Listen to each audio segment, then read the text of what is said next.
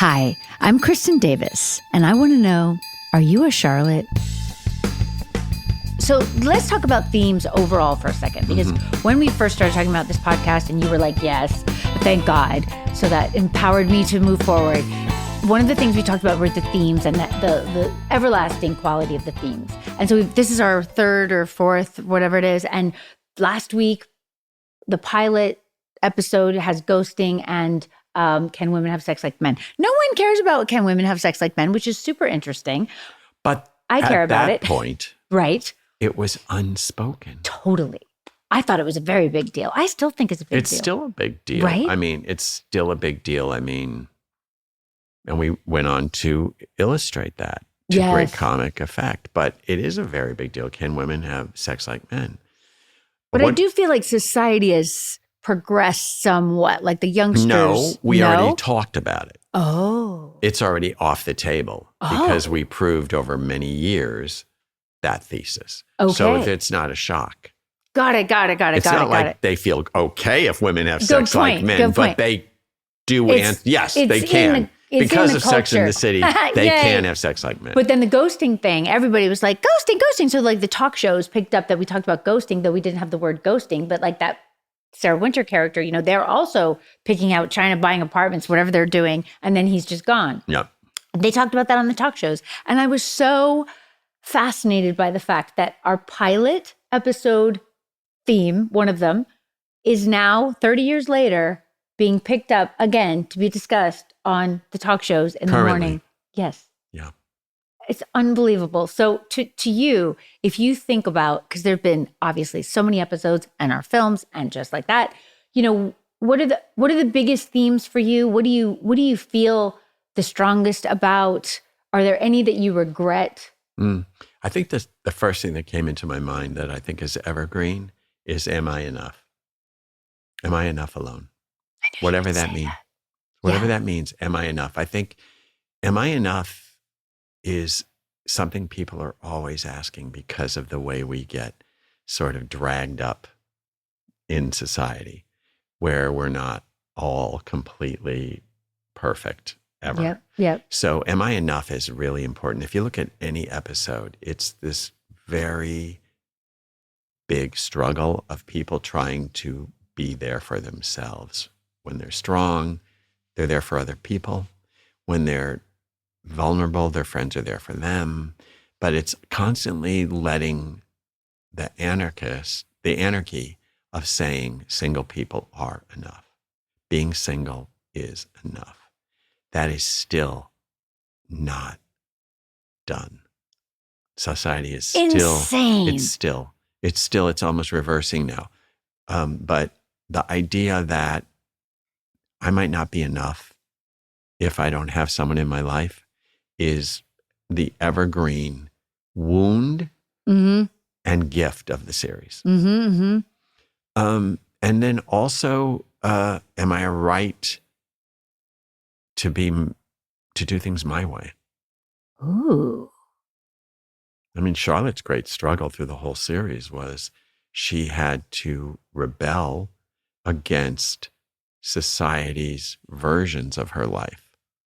It started out, what she wanted was so different than what she finally accepted, right to the point of, you know, we put that whole, it was all, I mean, we did that with all the characters, but with Charlotte, it was clear like, oh, be careful what you wish for. Definitely. I mean, and the reason Charlotte got married, that was kind of shocking.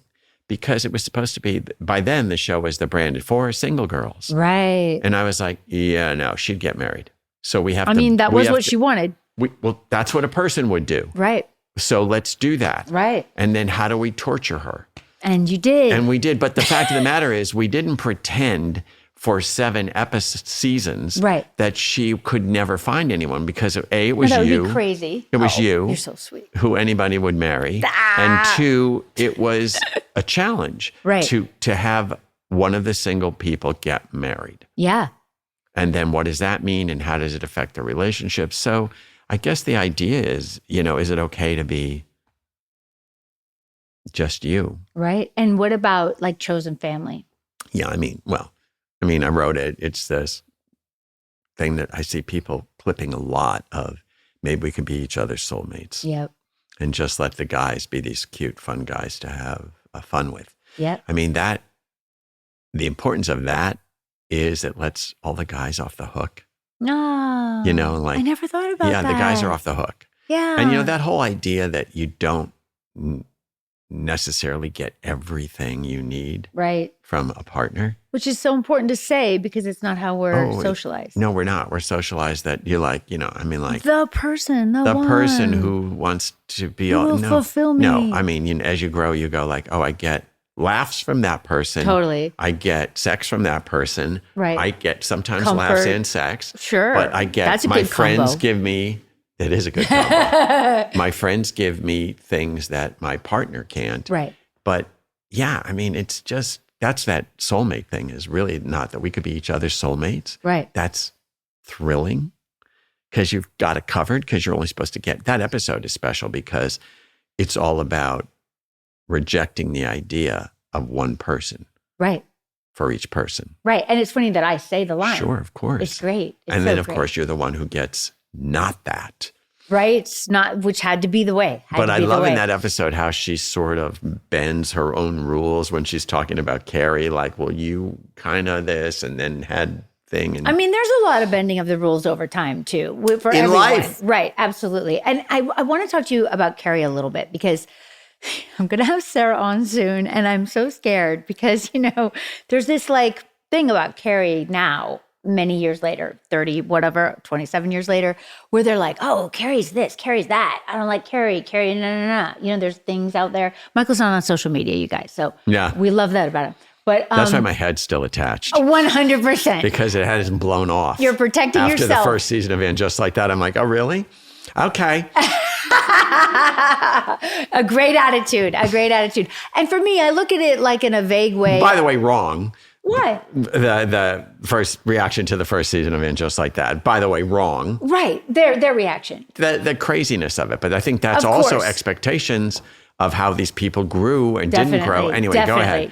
No, you're SJ, 100% right. So Sarah, of course, none of us can be objective about our characters at this point. I mean, were we ever? I have no idea, right? But there used to be a little bit, and now there's none. Like you've been around on the set where you said, I don't even know. I'm going to have Cynthia on soon too, but do you remember that time you were like, so-and-so? I don't know, but I've rarely seen you have your breath taken away by what you're going to or not going to say as your editor shows up. I know, right? What are you going to say? So this isn't going to go well for me.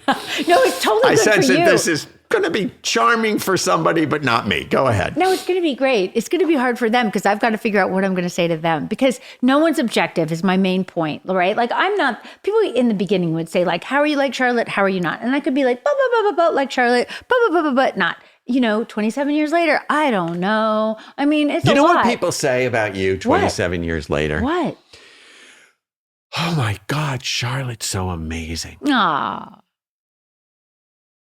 And it's because I think the kids and the strength of it and the sort of what kids do to your character. Mm-hmm. And I think that we were able to really have Charlotte and Just Like That be the one who is the mother of everybody. And that's why people are feeling that about Charlotte is because she is the mother to her own children, but also sometimes the mother to her friend group. And by mother, I mean tough love sometimes and most times listening and supportive. Which is amazing. But I also feel the part of what they're responding to is the fact if you followed us the whole time, which so many people have, which is so amazing. And now again, because of Netflix. Yeah. Yes. It's the whole new group.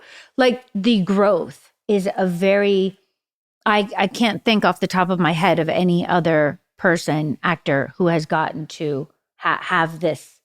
I mean, obviously the four of us and or three of us have, you know, a very, very long time, thrilling. Which is insane and such a gift. But if you just think about Charlotte's beginning and where we're at now. Yeah, it's amazing. It's just not happening out there in the world for anybody else. So I am the luckiest person, and that's because of you.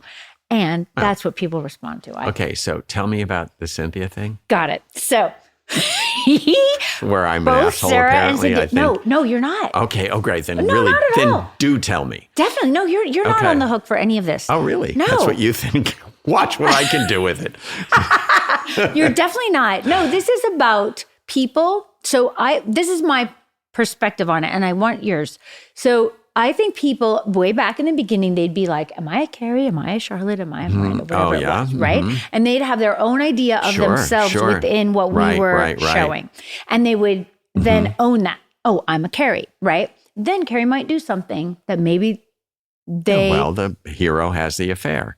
Exactly. Bad. And this had to happen, right? Because why would you keep watching if the hero was perfect? Right. You would not. You would not. We would not still be working. No longer be human. Exactly. It wouldn't be compelling. It wouldn't be interesting. Absolutely. I agree 100%. But the trick Yeah. is they would hate what she did, but still love her because of Sarah Jessica's amazing essence and quality as an actor. Yeah. Totally. Yeah, I mean, that was tricky. We got them hooked because they were furious yes. when she would do things, but still they felt betrayed because they love her so much. Yes. Because of what Sarah Jessica does with that character. Well, I think that's still happening. Yeah. So there's still people who are like, Carrie, Carrie's the worst. Because of what she did to Aiden. Or whatever different thing it is that week, right? It's mostly that. Do you know what I mean? I mean, different things. How dare her wear a slip to get coffee? Totally. Stuff like that. Nobody would ever wear a crinoline slip to get coffee. Exactly. That's right. They wouldn't. That's why we did. Totally. Yeah. So it's just different. They'll hook on different things, but there's like a sentiment that happened. I think it started, I don't really know, but I think it started when we weren't working, right? Like in between the movies and just like that, where people would rewatch or whatever, and they'd be like, well, I'm looking at Carrie differently now, right? Mm-hmm. Which is the joy also of the characters, and that like you look at them at different times in your life and you think different things or feel depending different on who things. you are. Absolutely. Are you a Carrie now? Are you a Charlotte? Are you a Miranda? Are you Samantha? Exactly. And you can be any at any given time. And we have no judgment. In your 20s, you could be Samantha. Yes. In your 50s, you could be Samantha. That was good. That was so good. I sometimes I'm like, I should try to be Samantha. So anyway. You're Samantha. you have a Samantha in you. Trust me. A little bit. Sure. Ooh. Anyway, both. So, and then, okay, so for Carrie, this kind of sentiment started. Sarah Jessica was like, when we went back for, I'm not supposed to say like, my fans don't like it. Good luck. I've only heard about 5 likes. Oh, thank God. You've really policed bad. Yourself. I've really tried. That's because you're talking to somebody. That's so right. When I'm by myself, it's very hard. Well, like is a landing pad. He's the writer. Listen to him, you guys. It's a landing pad. Thank you. So that she can get her next thought. It's really hard to talk to yourself. It's very hard to talk to yourself. Unless you're psychotic. Thank you. Which you're not. Thank you. He needs to be here every episode. Go ahead. So in the interim, before we That's came why I need back, to be here to say, okay, go ahead. Go. Totally. Say it. Get back to it. In the interim of not working, right before we did, and just like that, Sarah Jessica was saying to me, what is this thing where people don't like Carrie? And I was like, oh, just don't worry about that. She's like, but I mean, how could they not like Carrie? And I'm like, I just think it's over time and people, get attached to things. Again, another reason to not be on social media. Go ahead. It's true. So, and I don't think she was looking. It's just kind of grew and she saw it, and then of course she takes it personally because how can you not, right? Sure. You play Carrie, I take it personally. You're right. In terms of Carrie. Of course. What are you, crazy? You are Carrie. Totally. In a lot of ways, he is, you guys. You're all of us, really. But I think you're really Carrie. But she I had to kind of like, don't worry. So then Megan Thee Stallion has a lot of opinions. the great Megan Thee Stallion Exactly, stuff. Yeah, that was exactly. Great. I know. We're going to have her on the episode. Oh, how fantastic. The idea that happened. Right? Like, she just discovered it for the first time, which made it, and all I kept thinking was, now everybody's going to discover it again. I know, it's the joy. So she had a problem. Yes, she had a lot to say about Carrie. Mm-hmm. She was like, she wakes up every morning and thinks, how can I ruin everyone's day? So I've got to prepare myself. Oh God, I hope Sarah Jessica doesn't get mad at me. Very, very, very strong point of view. It is. Almost unfounded in any reality. But I Don't love listen to this, Megan. Okay, don't listen. No, I mean, I love that it's a strong take. It is a strong take. And then really she strong basically take. says that she's Carrie. Oh, really? Yes. That's self-hate. It's interesting. And it's I don't know if it's also like she's very funny, Megan. Like, who knew? Yeah, she's funny. Yeah. So I don't know if she's being funny. We'll find out when she's on because I'm going to drill look, down. The reality is the great thing about a series, if it's working, right, is that you love and hate decisions people make every episode. Right. Which is why you keep watching. Right. Oh, the second year of, and just like that, the Miranda, to get back to Cynthia, the Miranda fallout about choices is really what that was about. Right. Choices. People love to discuss when they're on, when they're off. Right. Why are they behaving like that? Right. Like your friends, like anyone. Definitely.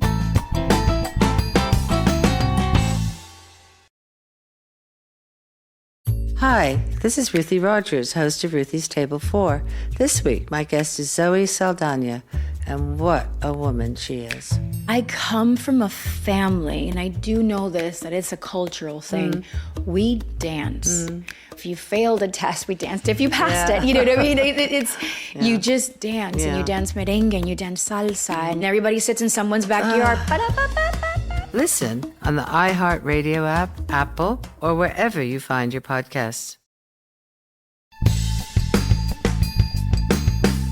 So Cynthia, obviously very, very connected to Miranda, though, she also, she's very like, oh, I don't care. Oh. But then if anyone says anything negative, she's like, why are they still hung up on that?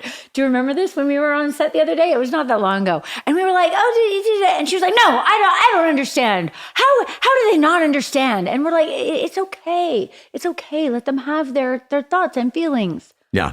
They'll be thrilled. It's all about this giant evolution that these four characters are taking. And I think what's so positive for people about Charlotte is they feel she's aligned. She's kind of like, True. She's kind of in a place of alignment with who they hoped and wished she would be. So true. And so important. I'm happy that I can be that for them. So important, especially if you're killing somebody's people, love yes, and destroying a marriage, yes, that someone is aligned. Right. It keeps it grounded. Thank God. The interesting thing about Are You a Charlotte? Are You a Miranda? Are You Carrie? There was when we were in the height, the madness of the success of the pop culture-ness of the series, there was a British psychologist who taught a class, I think at Oxford, I might be highfalutin it, but definitely a university in England. And in order to get into her psychology class, you had to say which of the four Sex and the City ladies you were. I love it. And that somehow defined her understanding of your personality so that she could go deeper. Also, they used to do those giant polls. Which one are you? Right.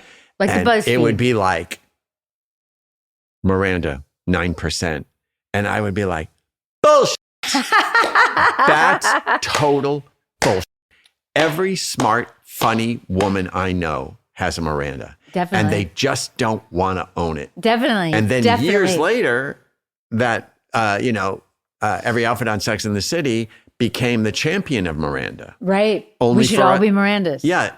Only for us to destroy it. And just like that. I know. And then they got very upset mad. with us. But the reality is, I think that there's aspects to all these characters that people find more compelling than less. But still, you can't have the compelling without the opposite choice. Absolutely. Don't marry that man, Charlotte. Right, he right. can't get hard. Yeah, that was a really bad thing where that just goes to show how, she had that eye on the prize that we talked about for 3 years before we got there, right? And she was going to get it, which I do think people do. I think the genesis of that wanting something is in Bay of Married Pigs. Yeah. Her, she's even going to date this guy. Not her typical type. I know, and she doesn't even say she likes him. No, it's so great and so flawed. Yes. And then you have the other great things in that episode is Samantha literally being laughing about the fact that they think we're whores. I know. Miranda being furious that she's being typecast as a loser by married people. Charlotte defending married people. And Carrie, of course, watching it all. Right. But what's interesting is the married people are not nice. No, they're not. They're not. They're self-protective, Yes. entitled, Yes. monstrous. Yeah. When that woman comes into the kitchen when Samantha's just having a business I know it. conversation. Oh, I've been there so many times. Have you? Yes. Are you surprised? No. I mean, I just was somebody so- says like, why are you talking to her? I know, like back off, lady. And you're like, I'm just standing here. I'm literally just standing here. I mean, and Samantha, for one of the few times ever, is talking about finances. 100%. She's a businesswoman having a talking conversation about money. About Yes. money, and the guy, and he's having a perfectly, who knows what his Oh agenda no, is. he definitely has an agenda in But his she's mind. just talking about money in a Totally. low-cut dress. Right. And the wife has had it. I know. Oh my God, I really felt But that it was scene kind of deeply. It was kind of daring It to was. cast married people as cartoon villains, I agree. as compared to the lecherous single ladies as the cartoon I villains. know, but I mean, this is still really very happening in our society, you know? Well, the great thing about it is we got to show the pain caused. Yeah. The pain caused, Yes. which no one was showing the pain caused. No. If you were not married, you were a loser or a whore. And this is like real people. And what's so great about Charlotte is, as though people think of Charlotte as naive, Right.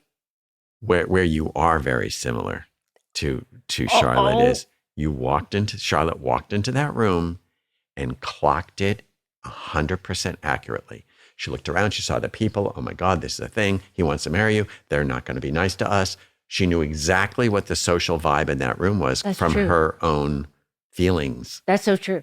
That's so true. And And I you have never, that. I do have that. I definitely have that. And I never think about that with her. And I think that's totally true. And the Early, other- especially early. She was like, Especially, yeah. she was kind of definitively clear So true. about who people are in relation to being married or not.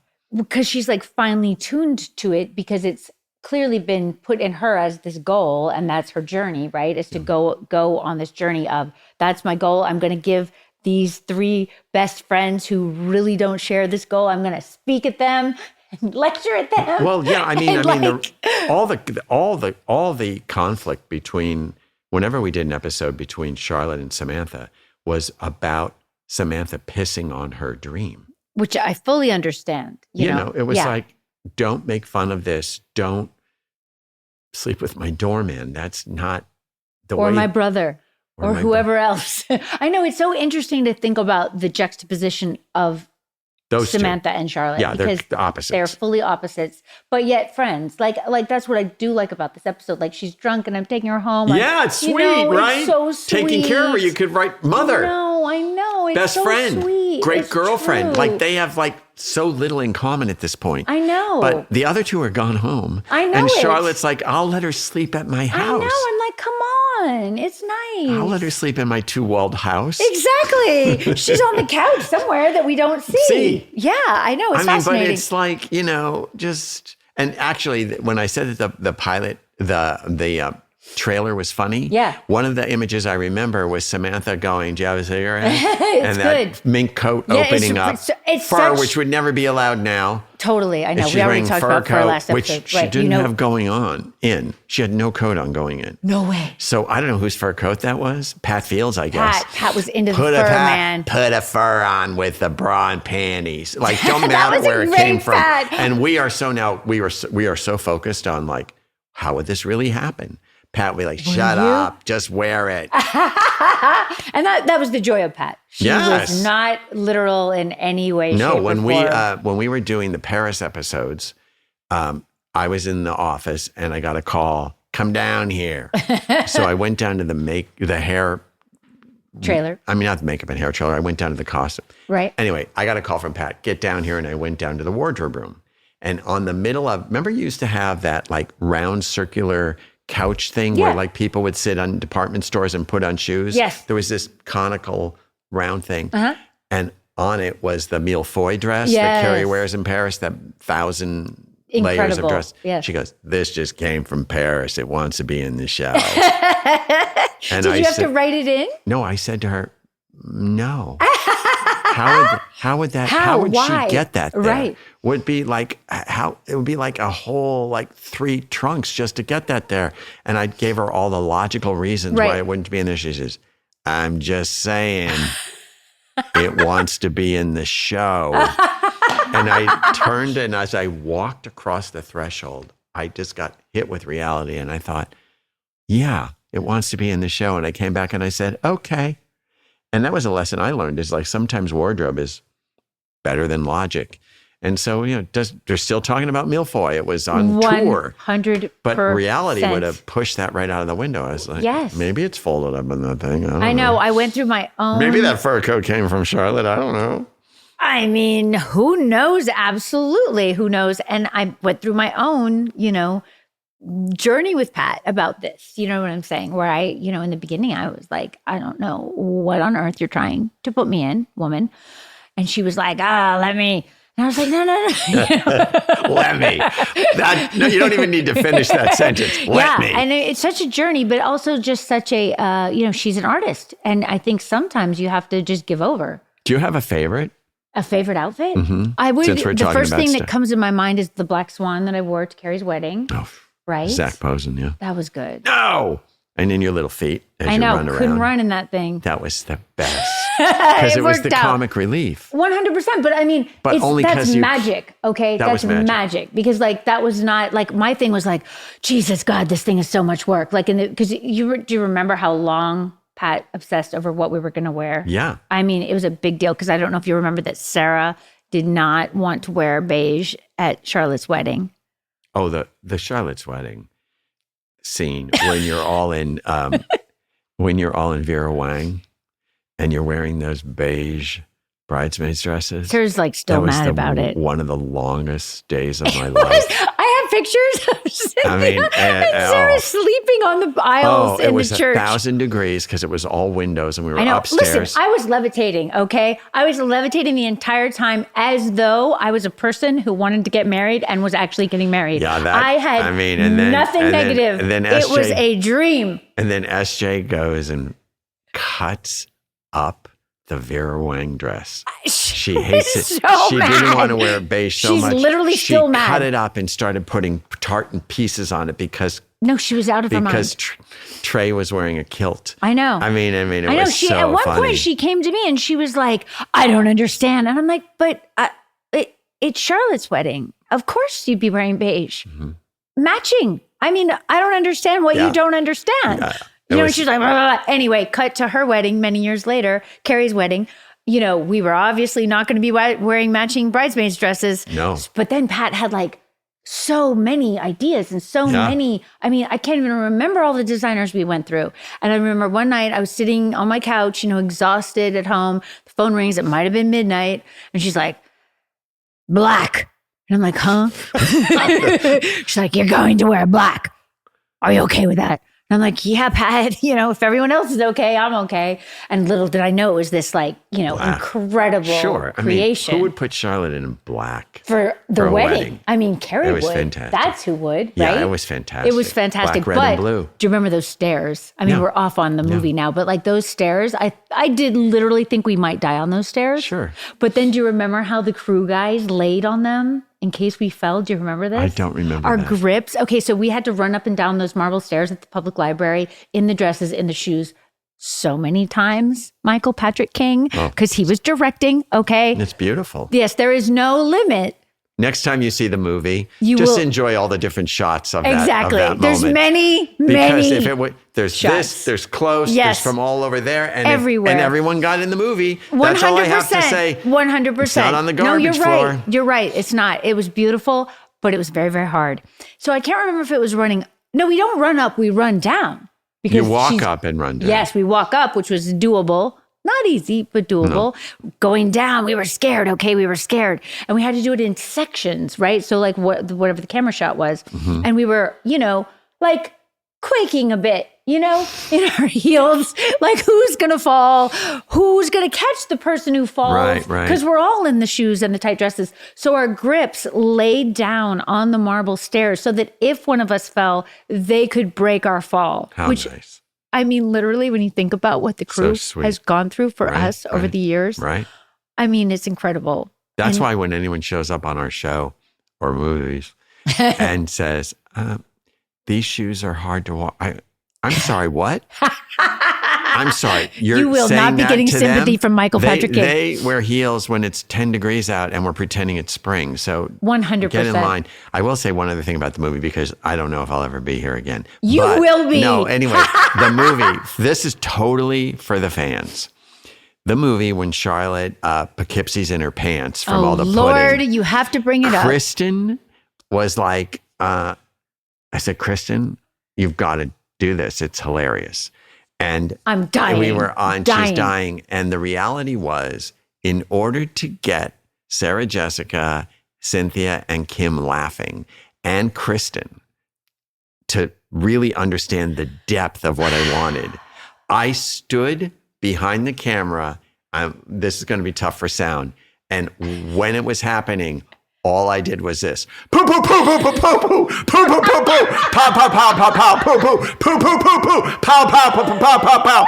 So when you see Kristin, when I push the camera in and she goes like this, she rolls her eyes and it's like, she's rolling her eyes that I'm still doing it. Poo, poo, poo, poo, pow, pow, pow, pow, pow, pow, pow, poo, poo, poo, And I'm poo. thinking about how I'm going to kill him when we And yell, I said, cut. do not break until we're done. And My God. And then when we were in post, the sound guy was saying to me, you almost ruined that take. I said, or did I make that take? Exactly. I don't think you would have gotten it if you hadn't done what you've done. It's true.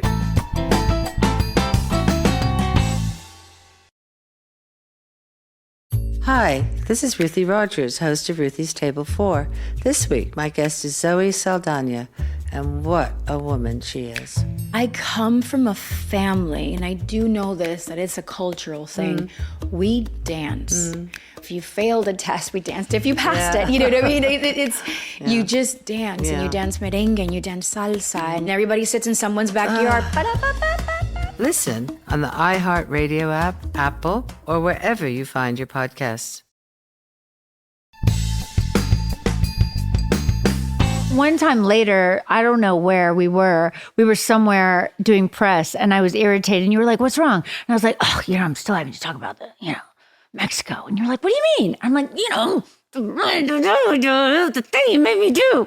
And you were like, all these years later? I'm like, yes, Michael, this is our lives now. You have to discuss, like, I'll be on vacation somewhere. And some woman at the pool will be like, did you drink the water? And I'll just be like, well, right before we film that, I'll give you another Kristin. Here's a very good Kristin and actor, director dynamic. We were about to do the naked shower scene. Oh, Jesus. And I can't believe you're bringing this up. Put decals. We measured your height. We put decals across the logo of the hotel so that they would block your nipple. And everything else was great because everybody was ready to do that movie. Everybody looked great. And we're doing it and we're getting ready to do it. And you come up to me. And I said, so you're ready? She goes, you keep coming at me with those big eyes. And I was like, guilty? Guilty. My big eyes. You wanted something. I didn't. You just said it was your internal. You don't remember nerves. that you were like, it would be great if we could see your butt. Oh, okay. Remember? I edited out that part. He did have something in his mind. I did see your lovely. Right, but you wanted derriere. more. You wanted more. No, I don't think so. You did. Why would I? Because you're you. But And you always want more. You keep coming at me with those big eyes. I think about that all the time. That's so funny. Yeah, because sometimes, you're like, let's go again. I thought, I'm probably doing the big eyes right now. The Charlotte big eyes. That's adorable. Oh, I wanted to say my very first, very clear memory of you. It's not that different than that. Okay. We're at the... Delightful. We're at the reservoir in Central Park. Yeah. It's Sin, Sarah, and I, and we're going to gossip to get our heart rates up, which the Dumois still uses the gossip people lady. She's very nice. Sorry. I don't know if she calls herself gossip or not. I don't know. Anyway, you remember that? This it's so is totally cute. over my head. Is it? I remember the scene. It's social media. I'm talking about social media for a Okay. second. Sorry. There's a very popular. I'd like to go on the record that not being on social media is fresh. That's what I'm leaving. I'm leaving everybody listening on social media. It's so fresh for me. I'm glad you're there. Luckily, podcasts are on a different thing. Yeah, they are. Yeah. Because they're intellectual. Poo, poo, poo, poo, poo, poo, pow, pow, pow. Pow, pow, That was so Michael. So we're there, and I'm sure that you had been very much involved before, but I was in my weird days at the beginning of being overwhelmed pretty much at all times, right? Mm-hmm. I mean, that's how I felt. I don't know. I know, That's I how understand. I felt. Yeah. It was a lot, in the Okay, I beginning. can't it was wait a to lot. hear this. I'm So on the we're edge there. of my couch. We're doing our thing, right? And Mark Feuerstein, remember him? Yes, I've loved him. Yes, me too. I love him too. And we were a little bit mean to him that day. And we were mean to him. Backstory, we probably should have him on in the future. But we were in the trailer. We were running our lines like we do so that we could be on it when we got out there for you, right? Yeah. And he comes in and we were like, hey, do you want to run lines with us? And the guys never knew how to be, right? Because they were like the guest star girls. You know what I'm saying? They were like the date, right? Yeah, yeah. So he comes in and we say like, hey, you want to run lines with us? And he's like, I don't really know him. And we're like, oh, you better get on that because we're going to go out there and they're going to really expect us like snappy. And he's like, oh, really? Like, you mean like learn the literal lines? And we're like, yes. And then we kind of look at each other like, oh no, Yeah. because you know how there's people in TV. Sure, they think it's a suggestion. Exactly. It's fine in drama. Exactly. It's not where we live, you know, at all. And that became very true when you came. Because, in the pilot, there was the one ad lib scene that ever took place where they told us to fill in our things we felt most insecure about when we were talking about the models. Sorry, that's the second episode, not the pilot. So like I talk about my thighs, Sarah touches her nose. Oh, wow. Yeah, because Darren didn't want to write. Yeah, sure. Yes, which was very kind. Yeah. But then things went sideways. You can't ask us to ad lib. It's you don't want to do it. I don't know about that, but go ahead. Well, we just go. Anyway, so we're there. Mark's there. He's like, oh, okay, I'll try to learn my lines. And we're like, we look at each other like, oh God, So then we were a little bit mean, apparently, like the vibe. And then he seemed very shut down because there's three of us being like, on this show that no one even knows about. Exactly. What's their attitude? This isn't like it's a hit. Exactly This right. is on the wrestling channel. Exactly right. I tried to explain that to them. This like is the nothing. boxing, right? So then we go out there and we're doing our thing, and we're stretching, we're trying to whatever. And I had a line, and I can't remember the line exactly. I haven't rewatched this one yet, but it's like a line with a comma and then a second, one section, the comma and a second. And there was an if and there was a but. And I flip them. I do this sometimes with Charlotte's syntax. It still happens, right? It's sometimes a struggle. And you come up to me and you're very intense. With my big eyes. And your big eyes. And you're like, no. And I'm like, no. And you're like, do not flip those words. It's not funny that way. And I was like, okay. What a monster. Oh my God. No, I was like, oh my God, this one's scary. This one's so scary. He's very precise. So... So I look at the girls and they're like, yeah, do it. So I'm like, okay, got it. And then of course, now that I'm like, it's like once they point something out, then you can't do it. Do you know what I mean? I'm like, oh God, I've got to please this new guy. Unfortunately, in this scenario, I'm they. But go ahead. Go back to how this isn't going to be bad for me. No, it's not bad for you at all because that was just the first memory. And now here we are 20 million, 100 years later. Yeah. And you were right. I was right. But I also want to put into the world that maybe your performance of me is through your magnified shame spiral of the season one. And maybe I was direct. You were very direct. I don't think I screamed. No, you're just intense. You're just intense when you care about something. Quietly intense. And listen, if you didn't care, we wouldn't be here. Here's my growth. Tell me. I go on and just like that, when there's a guest director, they're like, she didn't say it right. I'm like, But it's not exactly a big joke. Right. It's like a sentence. Right. And look at what they're doing and feel what they're feeling. And then don't maybe go in again and ask them to do a different line reading. I appreciate that so much. Well, yeah, because at this point, who's the horse and who's the cart. This is At true. this point, Yeah, it's yeah, like yeah. you guys are leading, I'm leading with the writing, you're following, and I'm following you. I think we're you're one. Following, yeah, I is think we're one. really what we're saying. I think we're one. Yes, I mean, yes. yeah, the first episode I directed, I gave that whole horse storyline to you because I knew you loved animals so much. I thought this will be really wonderful for And Charlotte. what a great storyline. Yeah, it was great. Magical to think about. Magical to think about. I think that people are going to be, we talked about like all the decisions that we made on And Just Like That for Miranda. Yeah. To be like so outside what they want. Yes. I think they'll be very pleased with Miranda, the third season of And Just Like That. I love Miranda the third Yeah. season. I mean, I love Miranda loved her the whole second. time. I loved her the first. Everything me gets too. broken and gets put back together. I mean, I thought it was very brave. And I think you're fantastic this season as well. I'm so scared to watch. Oh, you shouldn't. I've seen them all. Always so scared. It's so nice. You're so lovely as an actor and so Thanks, babe. adorable. And I will tell you, I've told other people this, but I've never told you this. Uh-oh. In And Just Like That, Mm-hmm. every day when you show up, you look at me and say, "How are you?" Oh. Very few people do that. How are you? And I think that says a lot about who you are. How are you? And then I say, "I'm great. Now hold the fake penis." No, I mean, it means a lot because Fall down.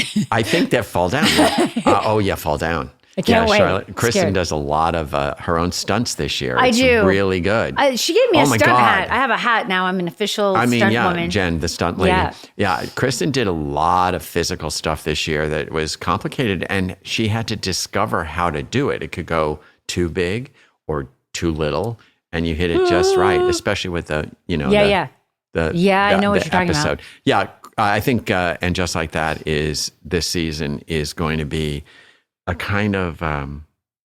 It's a summer show. Yeah. It's coming out in the summer. It feels like the summer.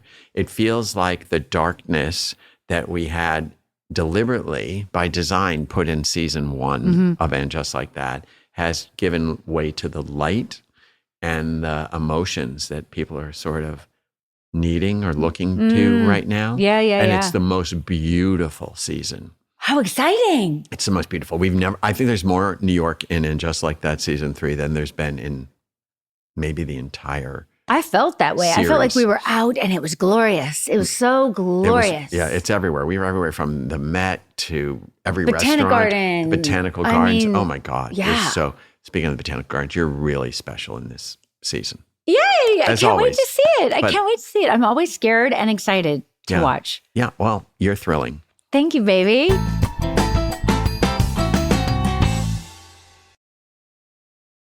Hi, this is Ruthie Rogers, host of Ruthie's Table 4. This week, my guest is Zoe Saldana, and what a woman she is. I come from a family, and I do know this, that it's a cultural thing. We dance. If you failed a test, we danced. If you passed it, you know what I mean? It's you just dance, and you dance merengue, and you dance salsa, and everybody sits in someone's backyard. Listen on the iHeartRadio app, Apple, or wherever you find your podcasts.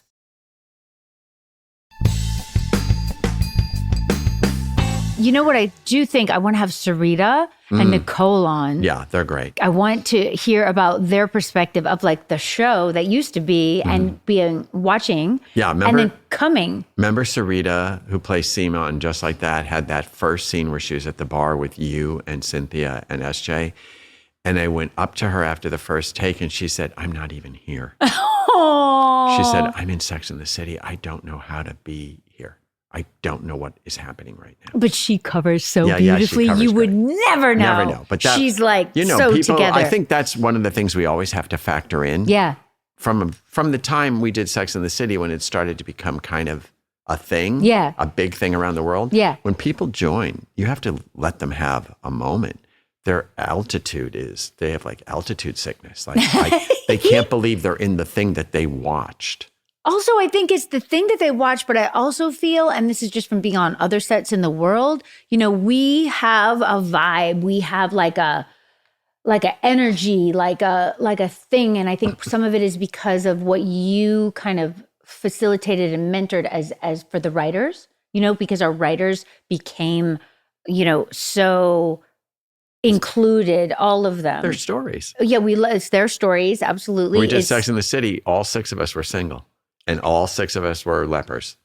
And all of you brought stories that they all thought were our stories, but luckily they were not. They were the writers' stories, thank God. But you were with us every day. Like, it was such a group, a powerful, powerful group, feeling like we were in it together. And yes, we were on camera, but you guys were holding us up off camera. Yeah. You were writing beautifully for us. You were directing us. You were always there for us if we needed you. Like, if I had a director like that time, that one director thought that I would think it was sexy that the sweat fell on the divorce papers. And I was like, no, she does not think that's sexy. She somehow likes him for, like, besides that, you know what I mean? And he's like, no, that turns you on. And I'm like, no, it does not turn me on. And I was like, where's Michael Patrick King? They were like, he's upstairs. I was like, Michael Patrick King, I need some help down here. And there you are. You know what I mean? Like, you need backup in what we do. It's ours. Yeah. And it's ours. People are visiting, and it's our house. Right. But you created that for us. You empowered us to take that ownership and to invest ourselves fully. Fully. Like, not only did you create it, I think you expected it, but you also led by doing that yourself. Yeah. Like there's not a detail that you are not fully invested in. Right. And involved in, and sometimes, yes, costume can be like, Michael Patrick doesn't like it, but this is how we create what we create. Yeah. Everyone's invested. Sure. And that was you leading, and Sarah Jessica, being so invested in everything as well, right? Like, no banana clips.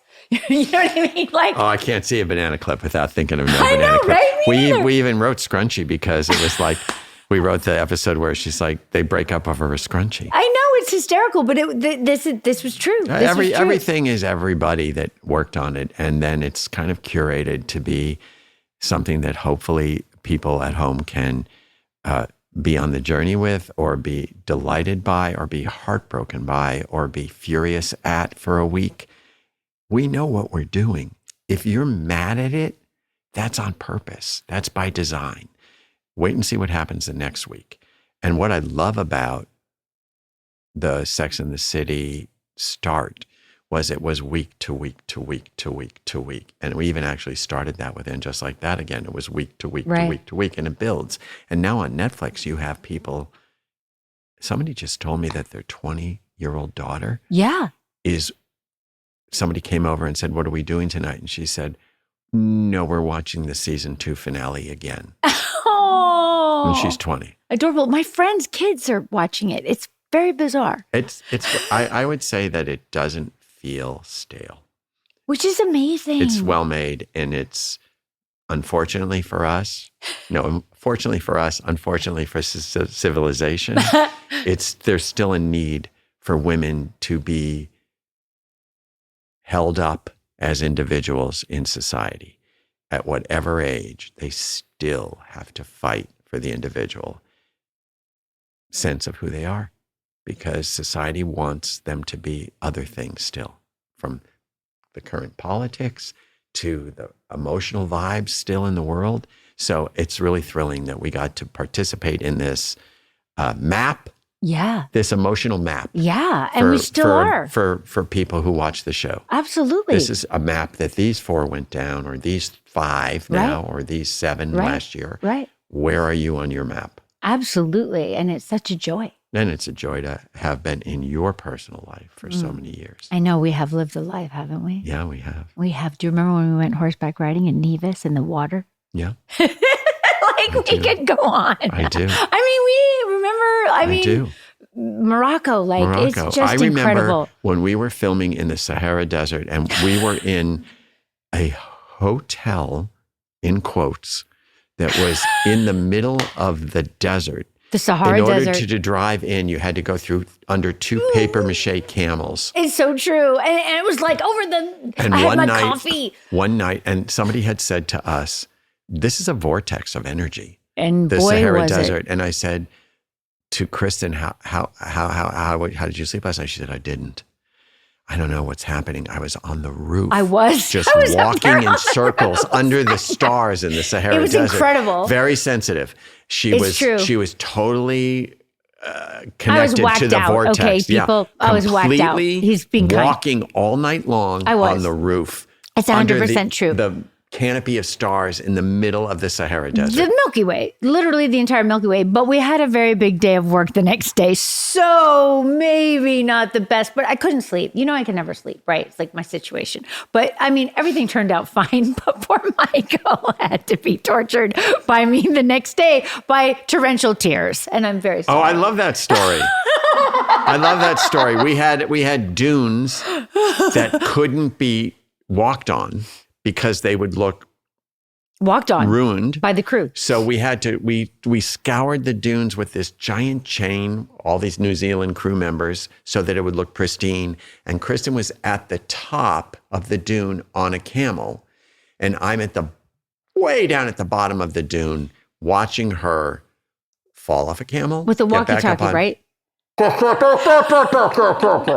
Sahara Desert, 1,000 degrees. Yep. She's falling off the camel into stunt guy's arms. They're and the stunt guys don't speak English. No, putting her back on the camel, falling off the camel, back on the camel, falling off the camel, back on the thing, turn the camera around, fall on the blanket, fall on the ground. Fall on the mattress. Okay, so she finally accomplishes the impossible. And I now know the scene's done. So I start up, I leave my headphones. I know, I'm surprised you remember this. I remember It's significant to me.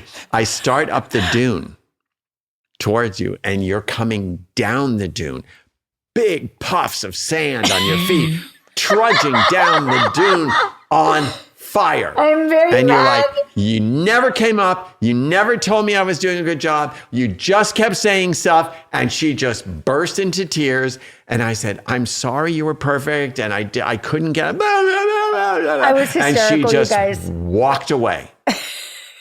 And the New Zealand crew said, I can't believe you let them talk to you like that. And I said, they're actors, not bankers. Oh, And if you would never put the camera on a banker, wow. these emotions have to be there. But I was just like, that is what's needed to get that.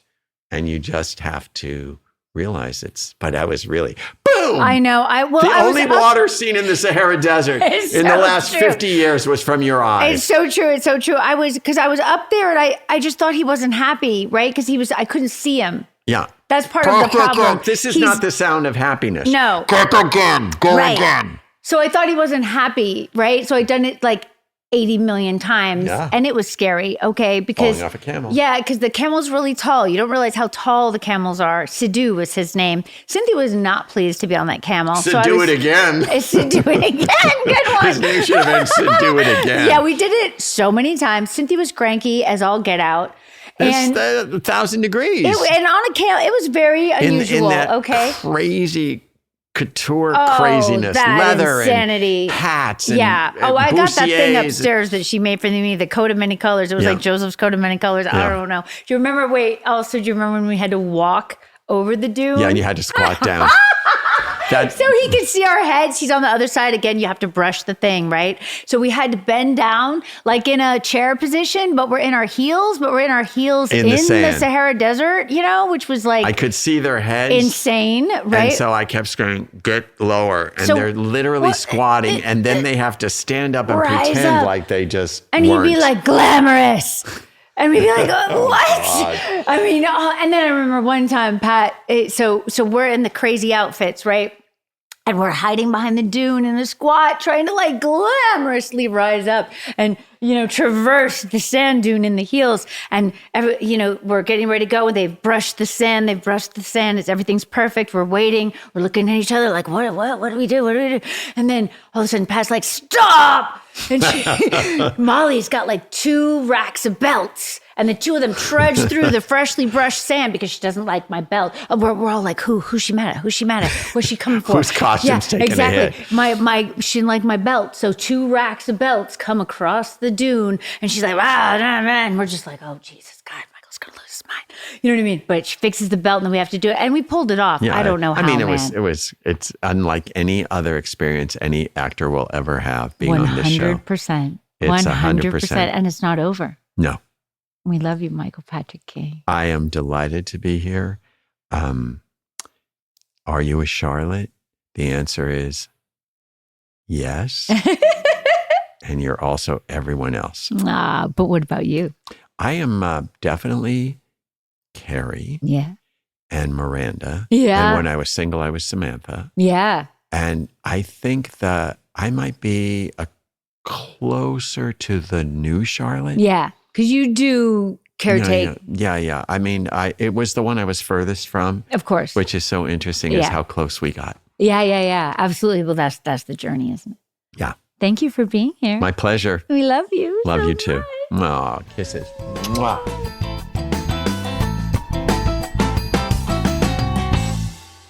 The forces shaping markets and the economy are often hiding behind a blur of numbers. So that's why we created The Big Take from Bloomberg Podcasts, to give you the context you need to make sense of it all. Every day, in just 15 minutes, we dive into one global business story that matters. You'll hear from Bloomberg journalists like Matt Levine. A lot of this meme stock stuff is, I think, embarrassing to the SEC.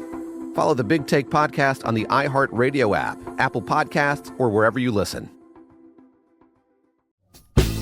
People, my people, what's up? This is Questlove. Man, I cannot believe we're already wrapping up another season of Questlove Supreme.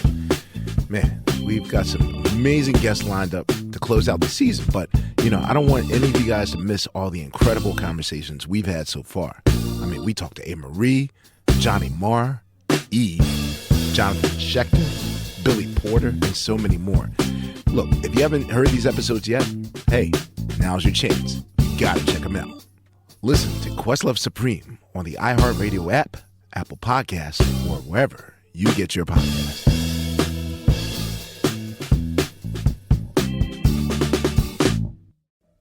Welcome. My name is Paola Pedrosa, a medium and the host of the Ghost Therapy podcast, where it's not just about connecting with deceased loved ones. It's about learning through them and their new perspective. I think God sent me this gift so I can show it to the world. And most of all, I help people every single day. Listen to the Ghost Therapy podcast on the iHeartRadio app, Apple Podcasts, or wherever you get your podcasts. What if you asked two different people the same set of questions? Even if the questions are the same, our experiences can lead us to drastically different answers. I'm Minnie Driver, and I set out to explore this idea in my podcast, and now Minnie Questions is returning for another season. We've asked an entirely new set of guests our 7 questions, including Jane Lynch, Delaney Rowe, and Cord Jefferson. Listen to Minnie Questions on the iHeartRadio app, Apple Podcasts, or wherever you get your podcasts. 7 questions, limitless answers.